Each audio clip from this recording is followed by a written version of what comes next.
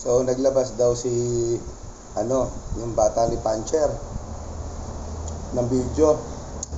Gagawin na naman tayong tanga. Nakala mo naman kapali-paliwala. Sige mo yun, yung audio nga pala ng CCTV nga, wala ka narinig na kahit ano ibang tunog. Diba? Gaka-capture sa buong paligid. Parang ang lapit-lapit na mikropono.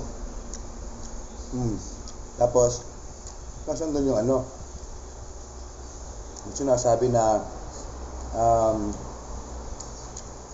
sinabi niya sa hearing, sinusuhulan siya. Wala naman tayo narinig doon. Ano naman drama to? Tapos imbis na yung sinabi ipakita, kay Luka-Luka ibinigay. Kita-kits tayo mamaya. Okay? Magkang hilaw.